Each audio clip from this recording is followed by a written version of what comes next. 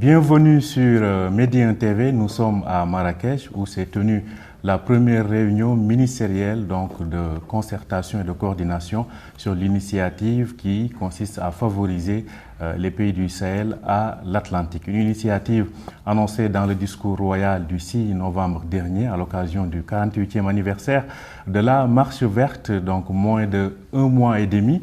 Les ministres des Affaires étrangères des pays du Sahel se sont réunis à Marrakech. Parmi ces ministres, il y a le ministre chef de la diplomatie du Niger que nous avons le plaisir de recevoir avec nous. Il s'agit de Bakary Yao Sangaré. Monsieur le ministre, merci d'avoir accepté notre invitation. C'est normal. Alors, vous avez participé à cette réunion ministérielle. Tout d'abord, comment jugez-vous l'initiative de Sa Majesté le roi Mohamed VI? Merci, bonsoir d'abord. Je vous remercie pour l'occasion que vous me donnez de m'exprimer sur cette initiative que nous trouvons très louable. Nous trouvons que c'est une initiative qui va, comme du reste le thème de la rencontre l'a indiqué, qui permet l'accès aux pays enclavés, le Niger, le Burkina, le Mali et le Tchad, à l'Atlantique. Et pas seulement. Non seulement nous aurons à profiter de ces infrastructures, mais il y a des facilités douanières, des facilités de taxes que le Maroc compte accorder pour les importations et les exportations vers nos pays. Donc, c'est au-delà des infrastructures, ça concerne d'autres facteurs, donc d'autres secteurs économiques. Alors, il est question de créer une task force au niveau de chaque pays.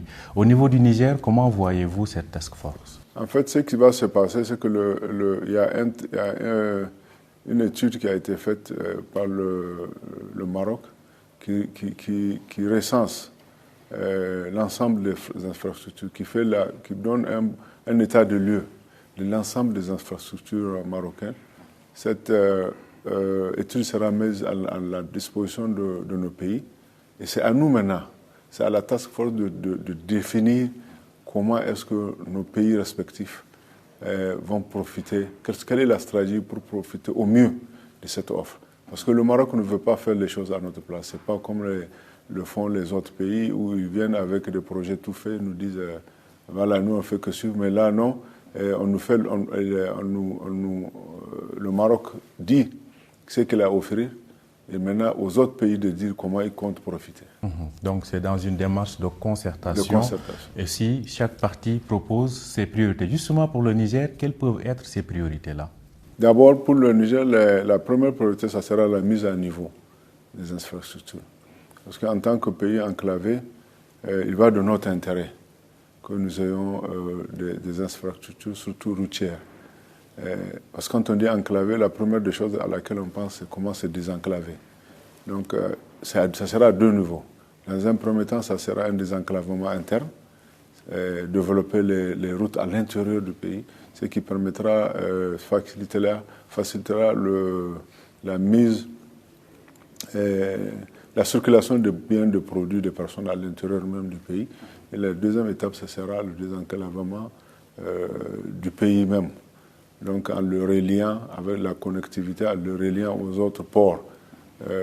Ça peut être par des chemins de fer, ça peut être par des routes, ça peut être par des ponts aériens. C'est à nous de voir, c'est à nous de dire comment nous comptons profiter de cette opportunité. Alors, on sait que, comme je le disais, les propositions seront soumises à Sa Majesté le Roi et au chef d'État des pays, le Tchad, le Niger et le Burkina et le Mali. Alors, est-ce qu'il y a un échéancier, un calendrier qui est déjà mis en place par rapport à cela? On n'a pas de calendrier à proprement parler, mais ça va aller très vite. Ça va aller très vite, pourquoi? Parce que l'essentiel des infrastructures du côté du Maroc existe. Il y en a certes qui sont encore en construction, mais déjà on peut travailler avec ce qui est disponible. Et surtout, le Niger, le Mali, le Burkina, nous sommes dans le cadre de l'AES. L'Alliance des États du Sahel. L'Alliance des États du Sahel. Nous avons des projets intégrateurs et c'est à ces projets-là que nous allons donner la priorité. Donc c'est pourquoi je dis que ça va aller vite, parce que ce qui va notre priorité, ça sera d'abord la vision communautaire. Donc, et quand on dit communautaire, ça veut dire intégrateur. Ça nous permettra tout de suite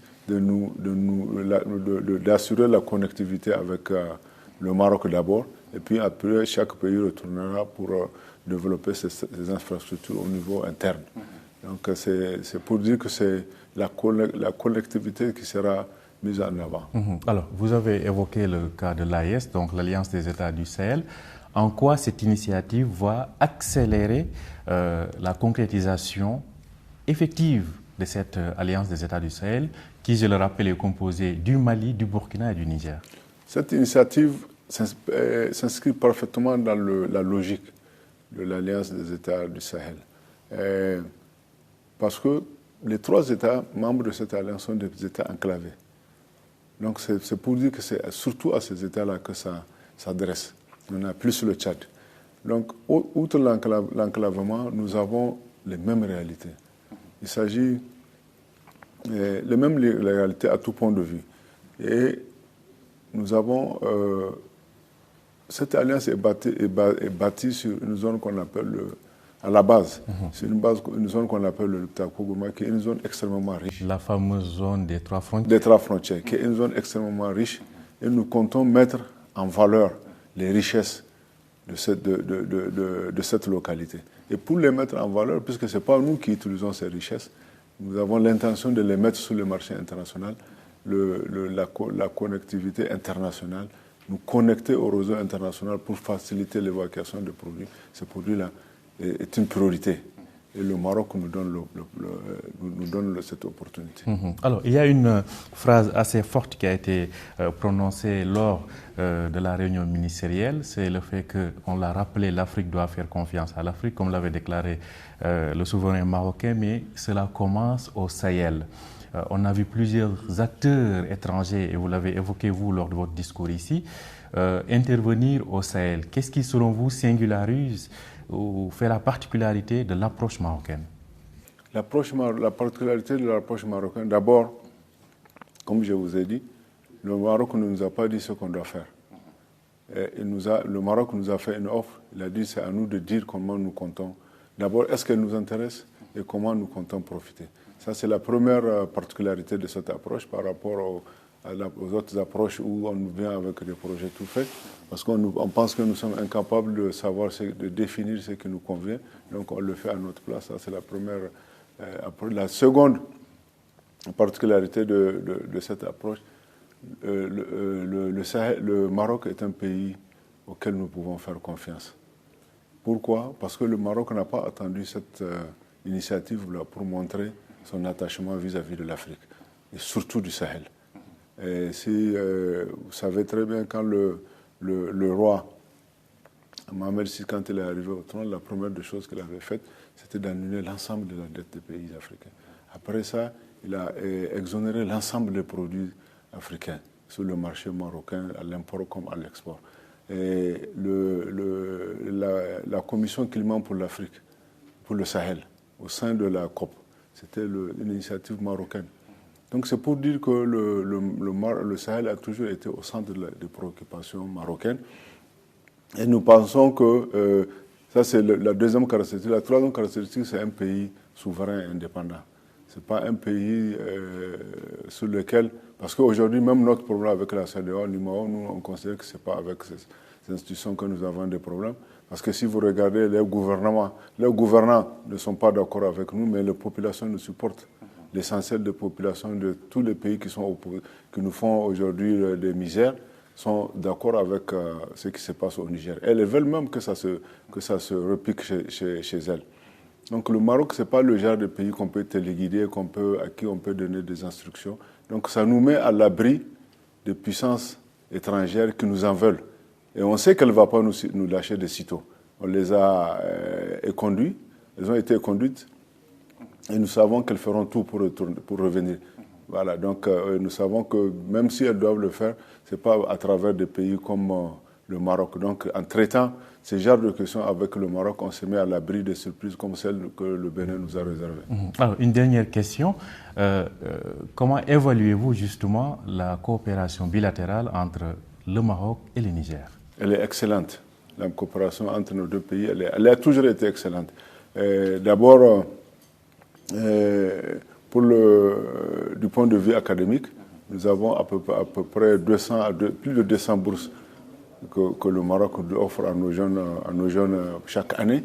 Nous avons des projets bilatéraux, des projets de coopération. Il y a plusieurs activités qui sont conduites par la coopération marocaine au Niger. Nous avons des projets dans le domaine de l'électrification de la production d'énergie. Nous avons des projets dans le domaine de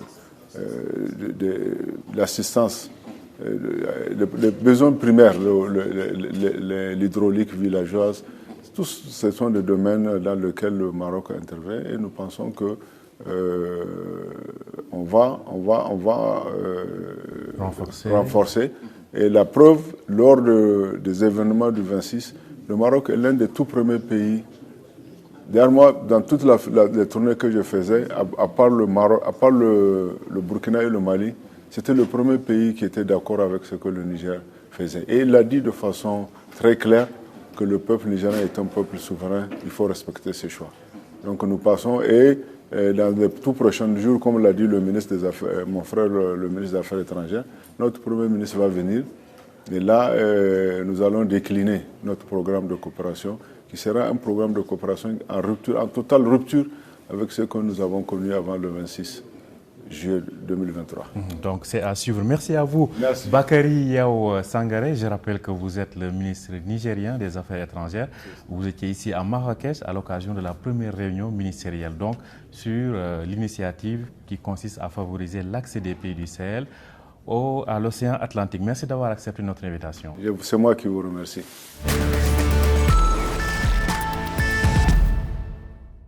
Bienvenue, nous sommes toujours à Marrakech où s'est tenue cette réunion ministérielle donc sur l'initiative royale qui consiste à favoriser l'accès aux pays sahéliens à l'océan Atlantique. Une réunion s'est tenue à Marrakech avec une déclaration qui consiste entre autres à mettre en place une task force au niveau de chaque pays pour faire des propositions qui seront donc soumises au roi Mohamed VI ainsi qu'aux chefs d'État des pays participants que sont le Tchad, le Burkina Faso, le Niger et le Mali. Nous avons le plaisir de recevoir à présent le ministre des Affaires étrangères du Burkina Faso qui a bien voulu accepter notre invitation. Il s'agit de Karamoko Jean-Marie Traoré. Excellence, merci d'avoir accepté notre invitation. C'est moi qui vous remercie. Alors, vous avez pris part à cette réunion ici à Marrakech. Alors, au terme de cette rencontre, qu'est-ce que vous en retenez? Je voudrais d'abord, avant de répondre à votre question, compter sur votre indulgence pour que je puisse encore réitérer toute notre reconnaissance à Sa Majesté le roi Mohamed VI, à qui j'ai eu l'opportunité, le privilège de transmettre les amitiés et les sentiments de fraternité de son Excellence le capitaine Ibrahim Traoré, président de la transition, chef de l'État, et qui m'a chargé de lui renouveler ses sentiments de respect, mais aussi les bons souvenirs de tous les séjours qu'il a eu à passer ici au Maroc. Alors pour revenir à la réunion du jour, comme vous le savez, elle constitue une suite logique à la déclaration qui a été faite par Sa Majesté le Roi à l'anniversaire donc de la Marche verte, au cours de laquelle il a lancé cette initiative pour favoriser l'accès des pays enclavés à l'Atlantique. Et comme vous le savez, le Burkina Faso, c'est un pays enclavé qui souffre de la continentalité, qui constitue un poids énorme sur l'économie, mais aussi sur ses capacités à s'intégrer de manière plus efficace dans le commerce mondial. Une telle initiative, naturellement, ne pouvait nous laisser indifférents. Donc notre présence ici est tout à fait naturelle.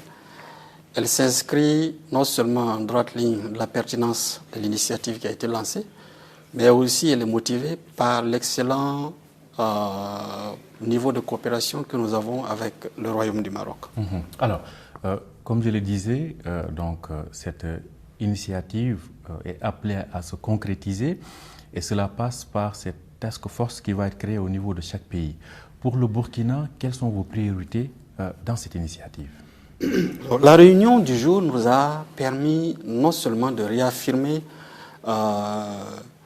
notre appréciation positive de cette initiative, mais aussi de comprendre ensemble les contours qui pourraient l'encadrer. Et je crois que l'un des avantages et l'identité de cette initiative, c'est la démarche qu'a voulu Sa Majesté le Roi, qui se veut une démarche de co-construction, une démarche de réflexion ensemble avec l'ensemble des parties prenantes. Donc aujourd'hui, nous avons eu l'opportunité d'échanger et de mieux comprendre qu'au-delà de la mise à niveau des infrastructures, il y a d'autres questions qui touchent tout ce qui touche la facilité en matière de commerce, les facilités en matière douanière, mais aussi d'autres questions qui pourraient être identifiées dans un cadre de réflexion beaucoup plus poussé. Pour le Burkina Faso, ça cadre parfaitement avec les priorités de son Excellence, Monsieur le Président de la Transition, qui a tout de suite compris que le développement des infrastructures routières est l'un des piliers qui pourrait nous permettre de nous démarquer définitivement de la pauvreté.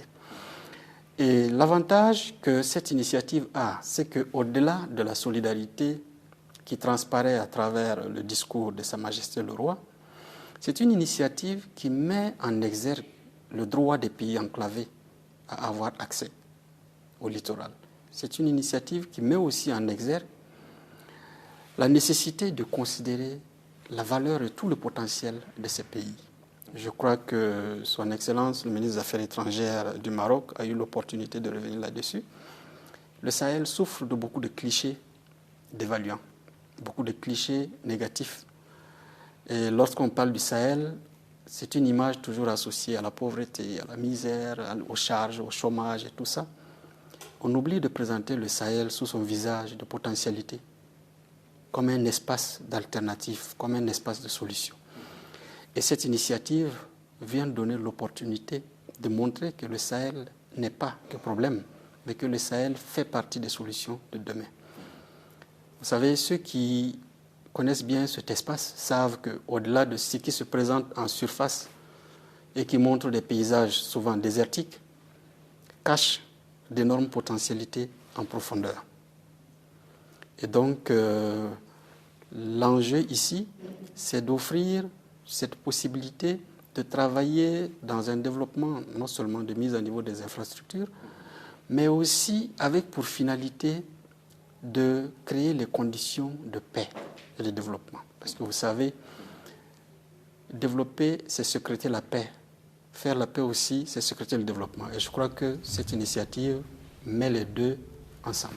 Alors, cette initiative donc favorise la paix et le développement. Ce sont aussi des objectifs de l'Alliance des États du Sahel que vous avez créée récemment avec deux autres pays qui sont ici donc à Marrakech dans le cadre de cette initiative, à savoir le Mali et le Niger.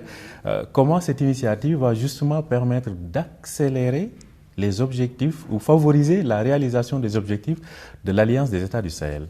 Vous avez parfaitement raison et justement l'Alliance des États du Sahel se retrouve parfaitement dans cette initiative puisque l'un des points communs à ces trois pays, c'est justement la continentalité. Nous sommes des pays voisins, nous sommes des pays sans littoral. Notre accès au monde dépend d'un autre pays qui a accès au littoral. Et à ce titre, nous avons pris la décision de lancer une dynamique endogène, de faire de notre espace un espace suffisamment structuré et intégré. Donc vous avez parfaitement raison, ça vient en cohérence parfaite avec les ambitions de l'Alliance du Sahel, qui réfléchit sur déjà un certain nombre de projets intégrateurs, à savoir les chemins de fer pour relier les États, les autoroutes, mais aussi d'ouvrir davantage le ciel de l'Alliance du Sahel pour créer les conditions d'une économie beaucoup plus résiliente, beaucoup plus forte. Cela est d'autant plus important que nous avons tiré leçon de l'actualité récente. Si vous avez suivi, nous sommes trois pays qui ont connu et qui continuent de connaître le coût des sanctions. Et ces sanctions utilisent les fragilités des pays enclavés. Nous ne subissons pas les sanctions au même titre que les pays qui ont accès à la mer. Et justement, c'est en jouant sur cela qu'on essaye de nous confiner, à nous soumettre à certaines décisions et qui vont souvent à l'encontre des aspirations de nos populations. Donc, nous inspirant de ce que nous avons subi, de ce que nous avons vécu, il est important pour l'AES de transformer sa continentalité en atout, en perspective de développement. Alors, est-ce que vous pensez par exemple à l'adhésion d'autres États du Sahel pour accélérer la concrétisation des objectifs de cette initiative? Vous voulez dire l'initiative Bien évidemment, qui a été discutée à Marrakech. Alors, la pertinence de cette initiative motive naturellement les pays qui envoient tout de suite les enjeux. Comme je l'ai dit, il est aberrant d'imaginer qu'on peut rester une entité isolée. Les démarches qui consistent toujours à s'intégrer dans des espaces de mieux en mieux structurés sont ceux qui permettront à nos pays d'exister et de compter demain. Donc, j'ai vraiment foi que beaucoup de pays vont adhérer forcément à cette initiative qui, comme je le dis, a l'avantage non seulement d'être pertinente, d'être logique, d'être structurée et d'être en phase avec les défis actuels de l'Afrique et du Sahel. Donc une initiative en phase avec les défis de l'heure pour le continent. Alors, il y a aussi la coopération bilatérale avec le Maroc et le Burkina est un des pays avec lesquels le Maroc est très proche sur plusieurs volets de la coopération. Comment évolue justement cette coopération bilatérale? Entre le Maroc et le Burkina, c'est une amitié, c'est une coopération, c'est des relations historiques dont les meilleurs témoignages se trouvent sur le terrain. Beaucoup de réalisations, beaucoup d'acquis, une coopération modèle et qui ne cesse de se renforcer dans plusieurs domaines. Vous avez dans le domaine commercial, nous avons des entreprises marocaines qui s'épanouissent vraiment au Burkina. Dans le domaine de l'éducation, vous avez le Maroc octroie régulièrement des bourses d'études au Burkina. Donc nous avons des cadres formés au Maroc qui font un excellent travail au Burkina Faso. Vous savez que le Maroc, c'est l'un des premiers pays à avoir ouvert son espace aux populations du Burkina en supprimant les questions de visa.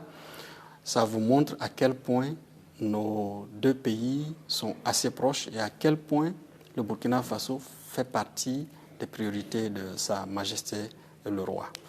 Nous avons, pendant la période de crise que nous vivons, le Maroc a toujours été présent dans le domaine humanitaire, mais aussi sur la scène politique. Nous avons toujours bénéficié du soutien du Maroc et ça me donne l'occasion de renouveler toute la reconnaissance de Burkina Faso à Sa Majesté le Roi, dont les bonnes diligences ont permis à tous les acteurs marocains qui travaillent au quotidien avec le Burkina Faso de hisser cette coopération à ce niveau exemplaire.